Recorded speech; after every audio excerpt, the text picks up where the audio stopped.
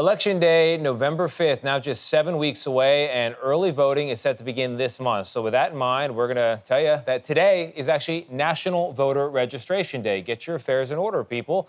Singer Olivia Rodrigo, NBA superstar Steph Curry, and Olympians Hunter Woodall and Tara Davis Woodall, they're all going to social media today to encourage voter registration. And really, you should register. CBS News election law expert and political contributor David Becker joins us now. David, thank you very much for being here.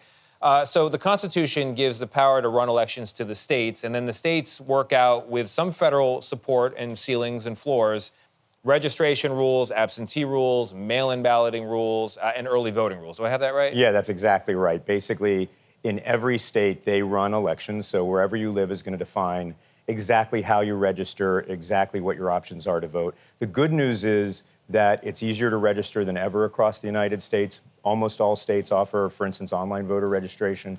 It's easier to vote, just cast your ballot than ever before. Almost all states offer early in-person voting, all but 3 states, so 97% of voters. And 36 states and D.C. offer mail voting without an excuse. But the key thing is it's got to be local, so you got to go to your state Secretary of State's website to find out information for yourself. Now, you say your organization, the Center for Election Innovation and Research, says that early voting, which is available to almost everybody, is actually good for election security. Why? That's right. Early voting, mail voting, election day voting, there are 3 different methods of voting, but they spread voting out amongst many days and through different methods. So concentrating all of your voting in a 12 or 14-hour period on a single Tuesday creates a potential for a single point of failure, not even something nefarious, something like weather or traffic or a power outage could have an effect.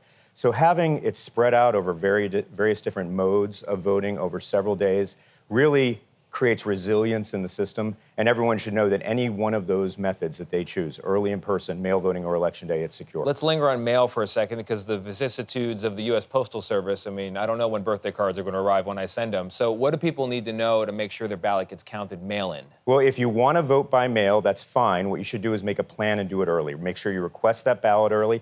Ballots are starting to go out this week, so you can get them in time. And then if you want to make sure they're counted without any question, you can always drop them off at a drop box or an election office. If you use the mail, do it early, because you want to make sure it gets there by election. Let's hit these myths here that you've identified. Myth number 1, that non-citizens can vote. Myth number 2, that voter fraud is hard to detect. And myth number 3, voting machines are hackable and easy. Right. So first of all, it's illegal for non-citizens to vote. There's ID that is required for everyone to register to vote.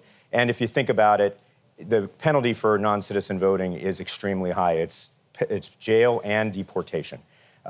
States have looked for this, even states that are Republican aligned, and they found virtually none that are voting. All right. What was the second one again? I'm sorry. Voter fraud is hard to detect, and also voting machines are hackable. Yeah, so I used to be a Justice Department attorney. Yeah. I would look for these kinds of things, voter fraud. Voter fraud is one of the easiest crimes to detect. You have extensive documentary evidence. You've got voter lists. You've got witnesses at polling places. You've got signed documents. You've got all kinds of things that make it very easy to detect. And then finally, on the voting machines, we have more paper ballots than ever in the United States. Over 95% of all voters in the United States will vote on auditable paper ballots, and that includes all of the people in all of the battleground states.